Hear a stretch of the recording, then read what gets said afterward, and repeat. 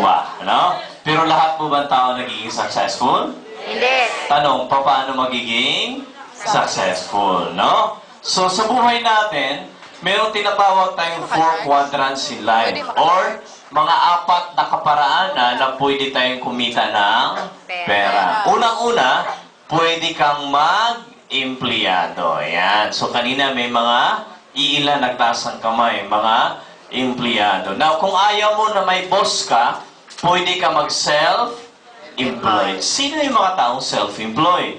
Ito yung mga taong negosyanteng maliliit. Di ba? Na ang kinikita ay halos pareho lang din ng empleyado. Halimbawa, meron kang sari-sari store. No? Or kadalasan, sara-sara store. No? Bukas lang siya kung naka-renew sa Bombay. Di ba? After a few days, sarado na naman. No? But if you want to go big time, ito mas maganda. Magnegosyo tayo. Ayan. Business. Pero ang pinakamasarap, ito po talaga. Yung tinatawag na investment. Ano po yung investment? Pag ito na po yung ginagawa mo sa buhay, you are no longer working for the money. But your money is working for you. For example, meron kang 10 milyon. Ang 10 milyon, nagpatayo ka ng mga apartments. So, you are earning rental income. Tama po ba? Kahit hindi ka na magtrabaho, kumikita ka buwan-buwan, no? Or, meron kang bumili ka ng mga share of stocks. For example, bumili ka ng share of stocks ng Jollibee. Habang may kumakain sa Jollibee, kumikita ka, no? Bumili ka ng share of stocks ng Smart, no? Ng Globe, ng Ayala.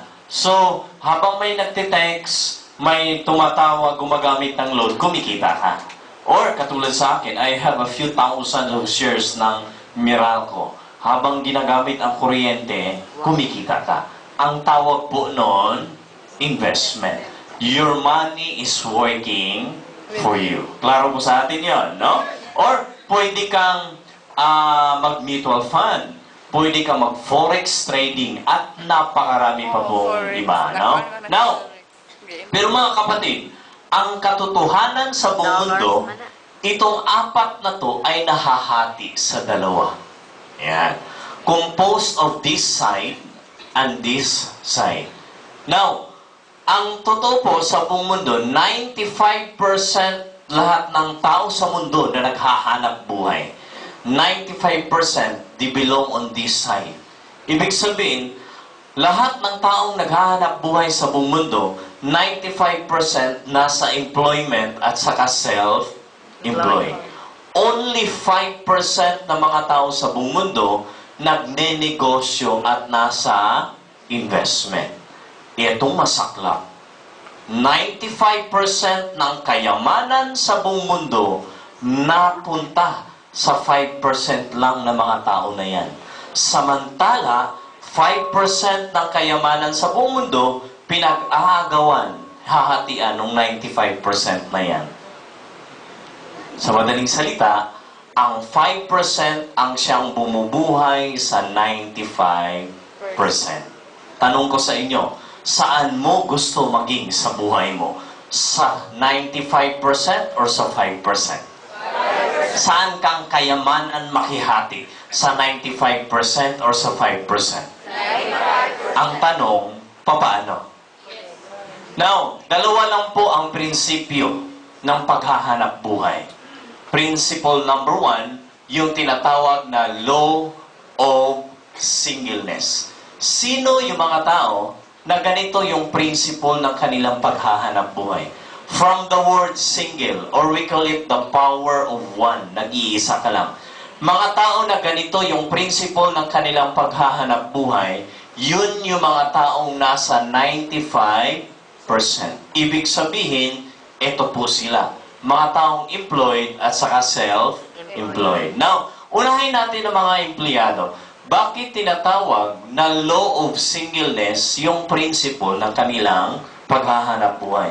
Kasi ang empleyado po, ang puhunan po niyan, ay yung kanyang nag-iisang sarili. Tama po ba? Yes. Ang isang empleyado, required, kailangan, araw-araw, papasok sa trabaho para po kumita. Tama o tama? Tama.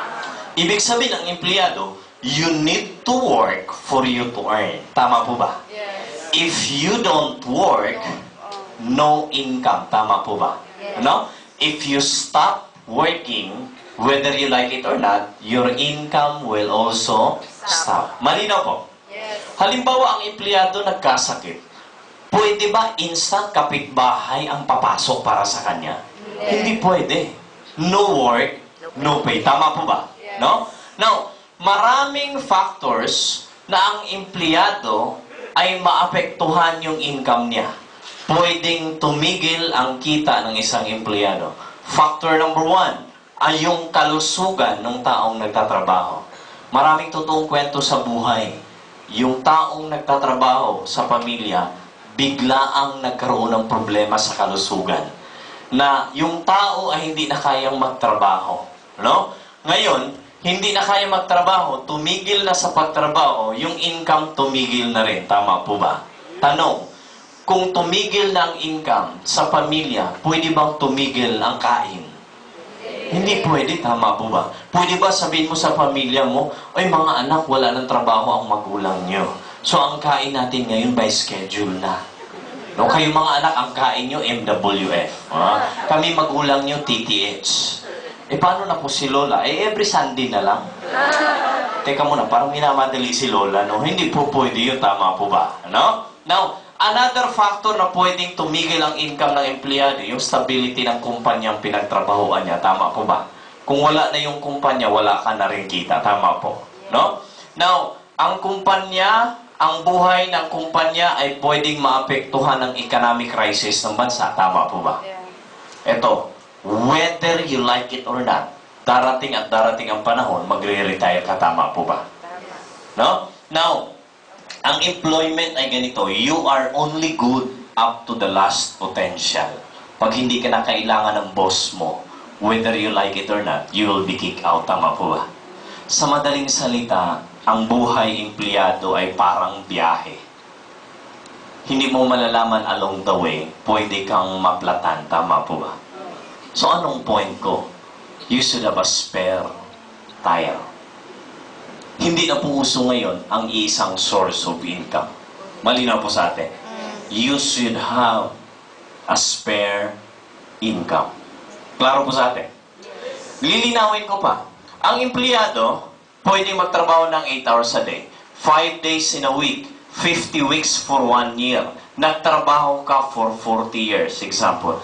Ibig sabihin, sa buong buhay mo, nakapagtrabaho ka ng 80,000 working hours, lifetime na po yun.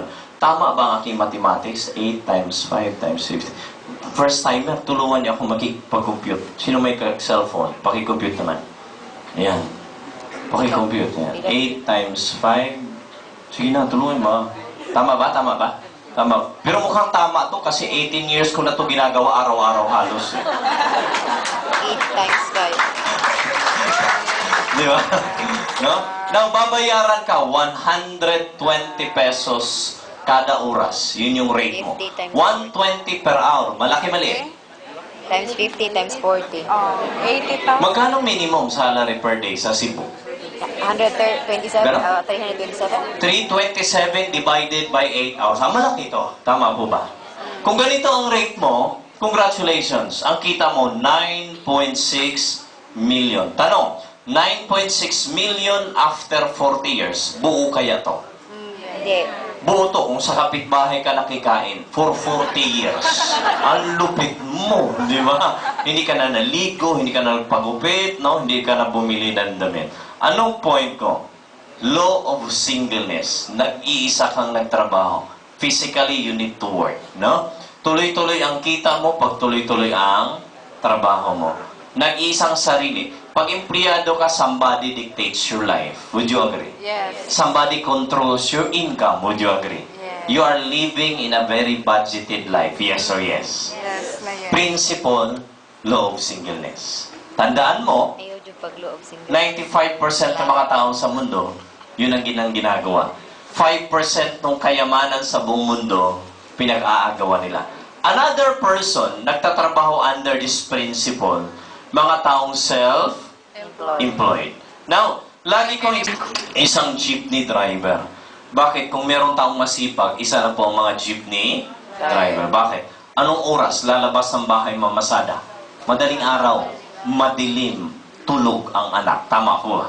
Uuwi, madilim, tulog na rin ang anak. Grabe sipag. 12 to 16 hours na sa kalsada. Now, si jeepney driver, kailangan siya mag-drive ng jeep araw-araw. Jeep ba to? Duda rin ako eh. Si jeepney driver, kailangan mag-drive siya ng jeep araw-araw para kumita. Ganon din, parang empleyado. Kailangan papasok araw-araw para kumita. Nagkasakit yung driver. Hindi makapamasada. May kita wala? Wala. Bakit? Nag-iisa. Klaro po? Nasira yung jeep. Hindi may pamasada. May kita wala? Wala. Bakit? Nag-iisa. So ano man ang hanap buhay mo ngayon na physically kailangan ka magtrabaho at iisa lang yung source of income mo. Kapatid, ang principle niyan ay law of singleness. Yun yung kadalasan ginagawa ng 95% na kokonting kayamanan na punta sa kanila, pinag-aagawan. Pero mga taong yumaman, ito gamit nila. No? Ang tawag ay law of leverage. Ito yung ating magic word for today. Leverage. Sa Tagalog po nito, pagpaparami or the ability to multiply. Sino yung mga tao na ganitong principle yung kanilang ginagamit kaya sila yumaman o masenso na tupad yung mga pangarap nila? Etong mga tao na to, nasa 5% na yung kayamanan halos ang buong mundo na punta sa kanila. Unahin po natin itong tao na to. Kilala niyo po ba itong tao na to? Si LT. Si Lucio. Now, si Lucio Tan, tao din yan. May ulo, katawan, kamay, at saka paa. Parehong-pareho nito. Tao dito. Ito, tao din. Kaso lang, yung principle na ginamit ni Lucio Tan, kaya siya yumaman, ito, leverage. Nagpaparami. Anong pinarami ni Lucio Tan? Nagparami siya ng negosyo. Siyang may-ari ng Philippine Airlines. Siyang may-ari ng Asia Brewery Incorporated, beer na beer. Siyang may-ari ng Latondinia Limtuaco Incorporated, Tanduay. Siyang may-ari ng Fortune Tobacco, Hope and Winston. Siyang may-ari ng Allied Bank. Siyang may-ari ng 40% ng PNB.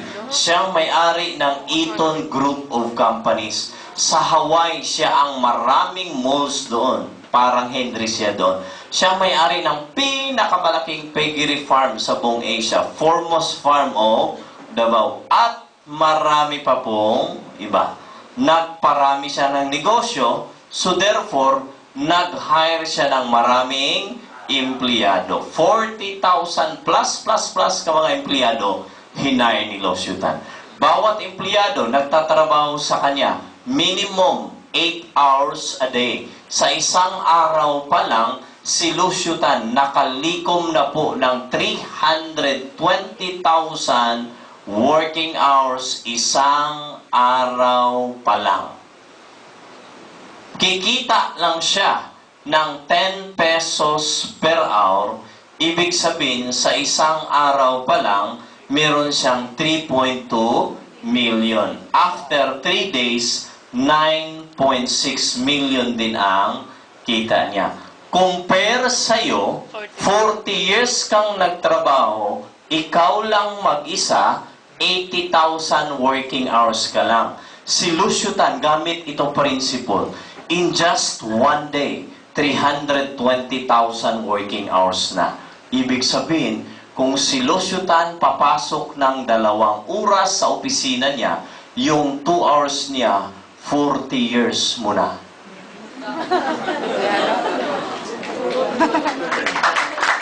Grabe. Gato yun. Gato. Kumita ka rin, 9.6 million. Kaso lang, 40 years mong tinrabaho. Siya, 9.6 million din. Kaso, 3 days lang. Anong pagkakaiba nyo? Principle. Mag-isa ka lang. Law of singleness. Siya leverage. Nagparami. Anong ibig sa AL mo? Losyutan yan eh. Oo nga, ang ginawa ni Losyutan, bawat kumpanya, kumuha siya ng presidente. Bawat presidente may mga vice president. Bawat vice president may mga board of directors, managers, supervisors, no? Clerks, security guards, down to the lowest position ng kanyang kumpanya. So, ibig sabihin, kahit si Lusyutan magkasakit, may kita pa ba siya? Meron. Meron kasi maraming empleyado, tama po ba? Magsarado isa, dalawang kumpanya, may kita pa ba siya? Meron. Meron kasi marami. Nagkasakit, 10,000 empleyado, sabay-sabay. May 30,000 pa, may kita pa si Lusyutan? Meron. Kasi marami. Ang tawag po nito, itong ginagawa ni Lusyutan, ang tawag po niyan, traditional business. Ibig sabihin, sa traditional business po, kailangan mo dito ng malaking capital. Ngayon, alam niyo na po yung formula ng pagyaman. Ito po, law of leverage.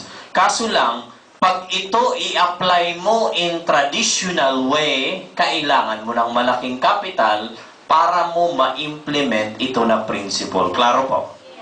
Ibig sabihin, kung wala kang pera, wala kang capital, you cannot apply this formula. Malinaw sa inyo? Si jeepney driver, payayamanin natin siya gamit law of leverage. Anong pararamihin ni jeepney driver? Magparami siya ng jeep. For example, si jeepney driver, bumili siya ng 10 jeep. Assuming 10 na po yun. Bawat isang jeep, ang rental or boundary ay 1,000. So, times 10, ibig sabihin, kumikita siya 10,000 pesos per day. Kumikita siya 10,000 pesos per day. Kahit siya magkasakit, may kita wala? Meron. Meron kasi may 10 driver na mamasada. Tama po ba? Masira ang 5 jeep, may 5 pa, may kita siya? Meron kasi leverage. Maraming jeep. Nagparami ng jeep. Kaso lang, this person at si Lusyutan, parehong naglabas ng pera pang kapital. Tama po ba? Tricycle. May kaibigan ako sa Cagayan de Oro 20 years ago. Kumpare ko mismo. Magkatabi kami ng kwarto. No?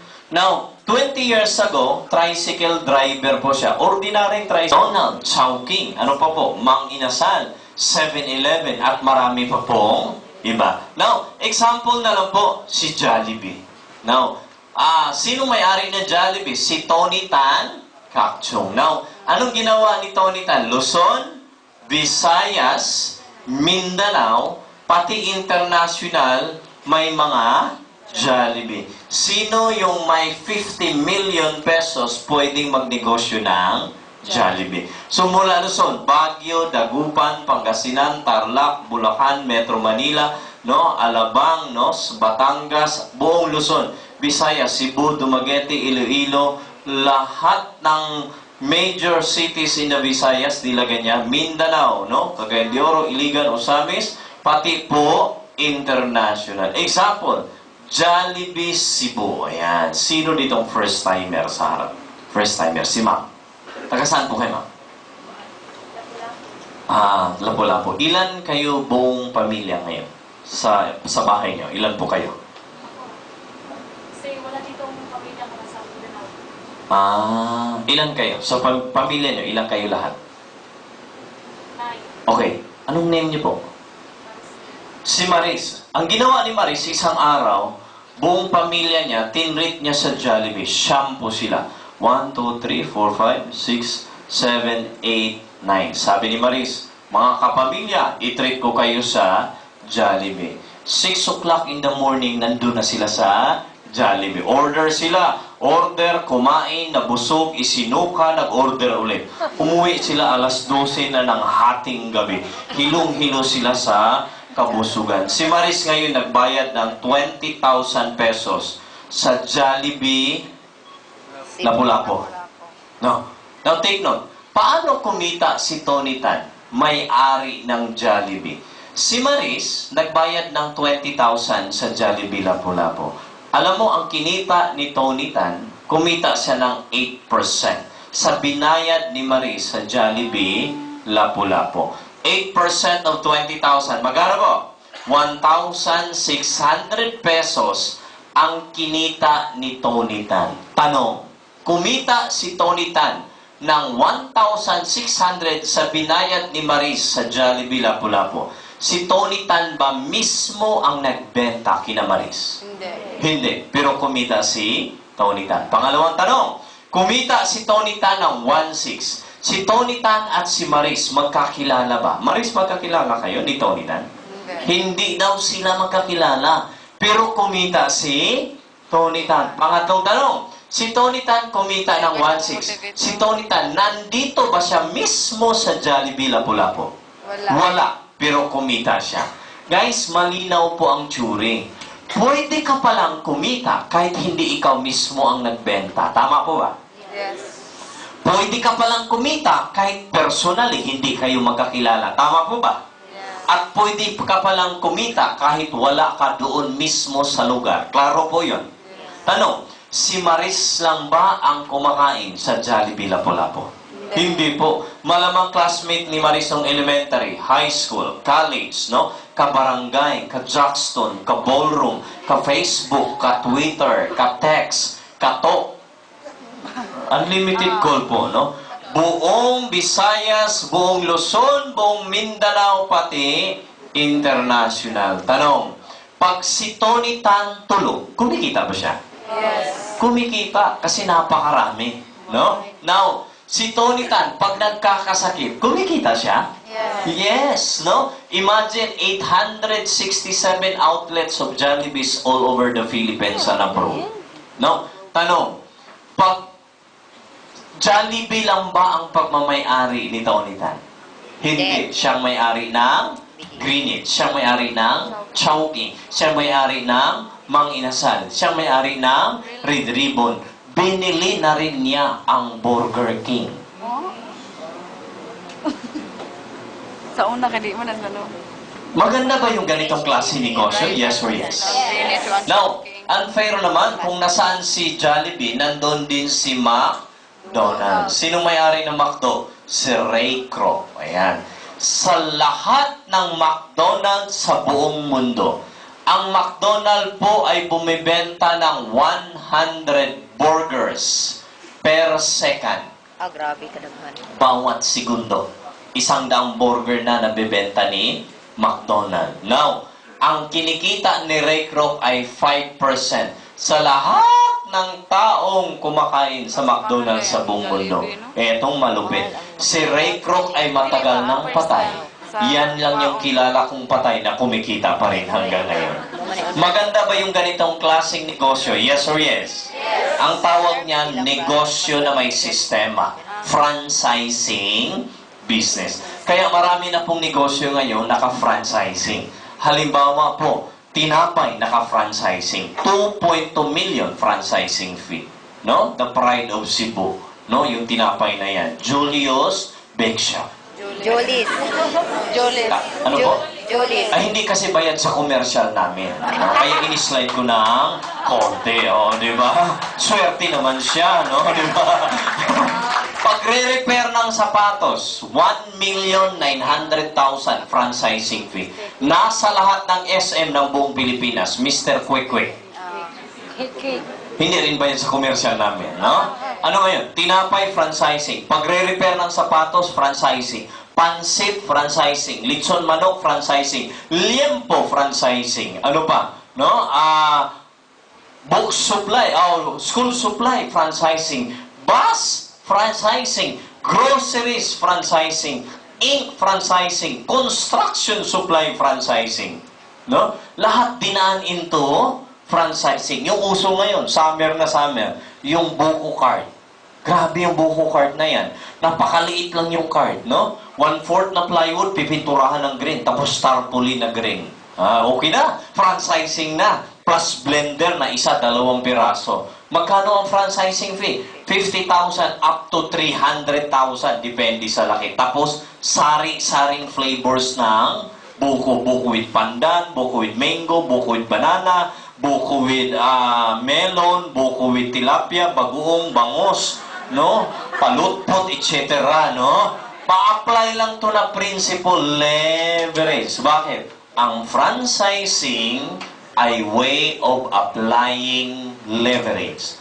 Mabilis na paraan pagpaparami ng outlets. Klaro po sa inyo? Kaso lang, sa franchising, kailangan mo pa rin dito ng malaking capital. No? Ito na lang. Angel's Burger by One Take One. Alam mo, kahit sa sulok ng Pilipinas, nandyan yan. Angels na yan. Alam mo, napakagandang example na very successful yung pag-apply nitong law of leverage. Nakuha niyo yung ibig ko sabihin?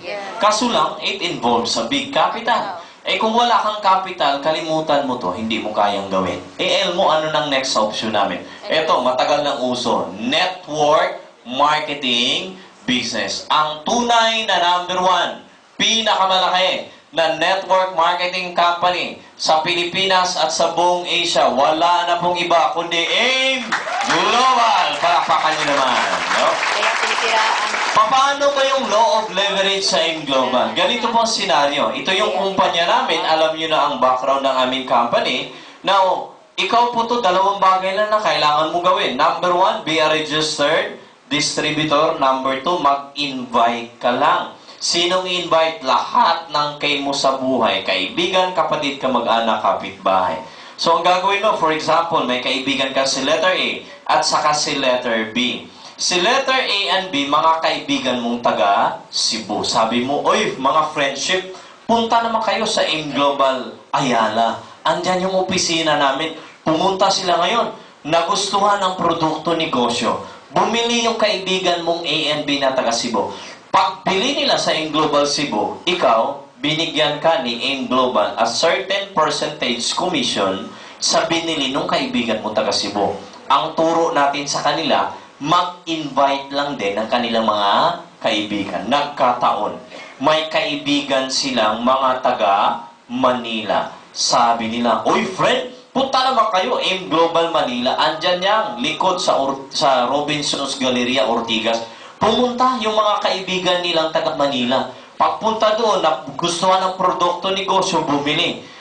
The moment bumili sila, pagbili nila sa AIM Global Manila, ikaw, na nasa Cebu, kumita ka sa binibili ng mga taga Manila na kaibigan ng yung taga Manila, may kaibigan din palang mga taga Davao. Pumunta sa AIM Global Davao. Pagbili nila doon, nasa Cebu ka lang, kumikita ka sa binibili ng mga taga Davao. Yung taga Davao, nagkataon, may kaibigan na taga Hong Kong. Oh, sosyal, no?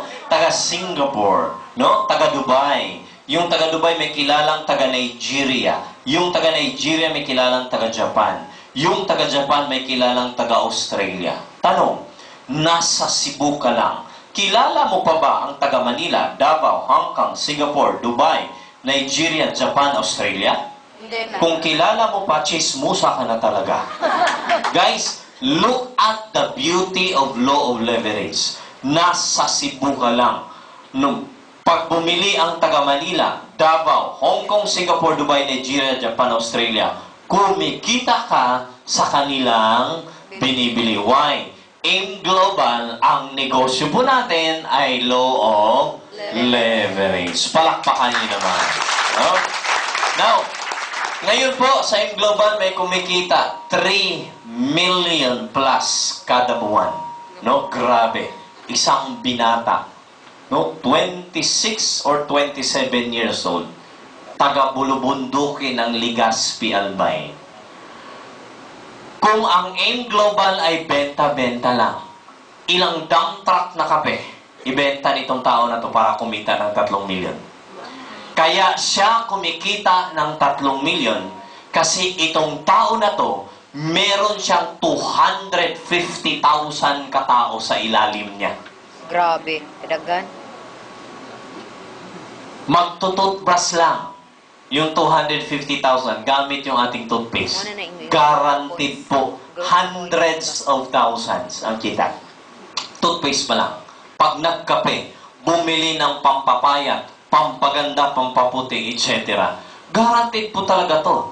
3 million nakita kada buwan. Sa dami ba naman 250,000? Bakit malaki ang kita? Kasi ang principle ay leverage. Malinaw na sa inyo? Klaro na po? Naintindihan? Yes or yes? Since naintindihan nyo na, magsisimula na tayo. Ay, akala nyo nagsimula na tayo? Introduction pa lang yun, no? So, ang M Global, negosyo po ito. Normal po sa negosyo may capital. So, ngayon, ano man ang ginagawa mo sa buhay, estudyante, negosyante, bakante, pugante ka o whatever, negosyante ka na. Big time ang negosyo mo. Klaro po sa atin, no? So, negosyo po ito. So, merong capital pag negosyo. Kaso lang, maliit lang yung ating capital, no? Alam mo ba sa ibang lugar, pag nagbura ako ng whiteboard, no? Inaagaw ng mga leader yung eraser. Sabi na, ay, nakakaya kay Sir Elmo. Pero sa ibang lugar lang yun effective, no? Alam mo, kahit nangangalahati na, talagang tatakbo sila, no? Nagbo-volunteer silang sila ang magbura. Ay, na pala. Diba? Palakpakan naman natin si ate. Pero alam mo, sa 18 years ko, lahat ng nag-volunteer na nagbura ng whiteboard, yumaman po talaga. Maniwala ka sa akin. No? Kaya pila na po yung gusto mo. So dito, negosyo ang AIM Global. Meron tayong capital. Maliit lang. 7,980 pesos. Hulog-hulugan mo pa. 3 gives po siya. No? Isang hulog sa umaga, sa tanghali at sa hapon. One day. Bahala kayo mag-usap na sponsor mo. Now, 7,980, malaki maliit. Malaki. Malaki. Anong malaki? 7,980, paghunan sa negosyo, malaki maliit.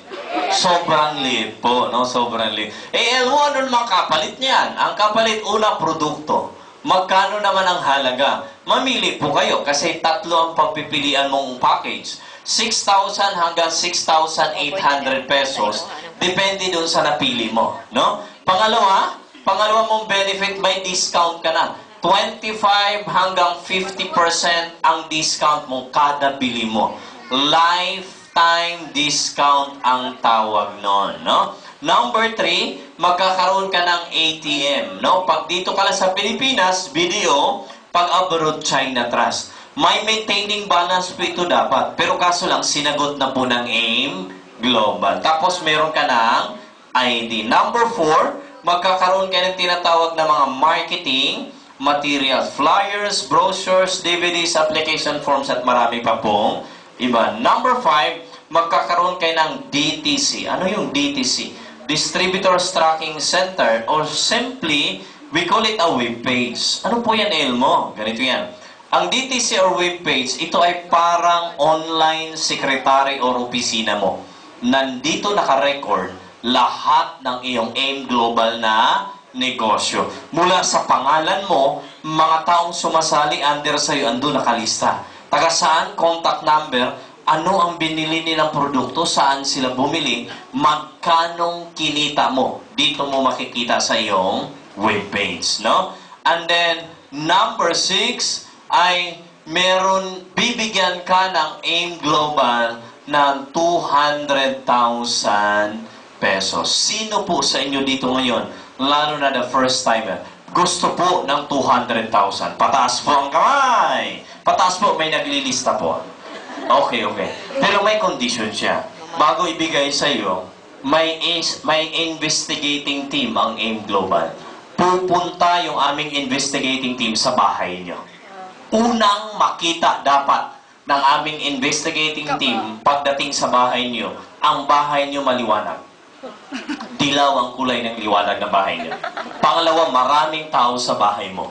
At yung mga tao na yun, dapat nakikita ng aming investigating team, naglalaro ng baraha, umiiyak na lulungkot, dahil patay ka na, no? Ikaw yung iniiyakan, no? Personal accident insurance ang tawag namin ito, no? Now, may mga tao takot sa insurance. Totoo lang, tama po ba? No? Eh kung ayaw mo nito, ay okay lang. Ang gagawin mo ganito, halimbawa asawa mo pasaway. Sakit ng ulo ng buhay mo. Siya ang i-member mo sa AIM Global. Don't forget, ikaw ang beneficiary, no? Member na siya, after 1 month, itulak mo sa gitna ng kalsada. Patay! Cobra ka ngayon 200,000. Mag-asawa ka ulit. I-member mo na naman sa Global. Teka muna. Excited na excited si Maris, no? At napansin ko, mga babae ang excited. Uy, huwag niyo gawing negosyo, ha? Ito ay just in case lang naman, no? Just insurance, ika nga. Meron din tayong 50,000 pesos. Ano po yan, Elmo? Ganito. Ugaling Pinoy pag may nag-aaway. Anong ginagawa natin? Mag-uwang. Pumapagitna tayo, tama? O, umaawa tayo, no? Talagang nasa gitna tayo. Instead na hindi ikaw yung papatayin, ikaw yung napatay. Dahil sa kabayanihan mo, 50,000 para sa'yo. Yan. Ang tawag namin yan, unprovoked murder and assault. No? Eh, tubok ka pa rin. No? 7,980 nilabas mo, 50,000 nakubra mo. No? Di ba? 10,000 pesos ang tawag namin medical reimbursement. Ano ibig sabihin yan? Halimbawa, nakagat ka ng aso, nagpagamot kayo. Gumastos kayo 5,000 pesos. Make sure lahat ng ginastos may original na resibo. No? Submit mo dito sa ating office and then i-process namin yun. You will be reimbursed or refund doon sa ginastos mo. Since our budget ay 10,000, nagpa-refund ka ng 10,000, ang natira mo na lang ay 5,000. So, halimbawa, nakagat ka ng aso ngayon. After 2 days, pwede kang magpakagat ulit ng aso, no? Ginawang negosyo. 10,000 pesos, burial assistance ang tawag namin. Pangkape, tinapay, kandila, biscuit sa lamay mo. Sa madaling salita, insurance po siya. Number 7, may tinatawag kaming free medical check-up. Ano ibig sabihin niyan? Sa AIM Global, may mga tie-up tayo ng mga clinics and hospitals all over the Philippines. You can enjoy a free medical check-up or discounted. Anong mga hospitals and clinics? May mga listahan po tayo na bibili over the counter. Number 8, may tinatawag tayong transferable scholarship certificate. Wow, mukhang maganda yan, Elmo. Anong ibig sabihin nito? Sa AIM Global, may mga tie-up tayong mga eskwelahan all over the Philippines. Mula kindergarten hanggang college. Now, napakarami po yan. I think nasa mga 500 plus ka mga eskwelahan. Now, ano namang may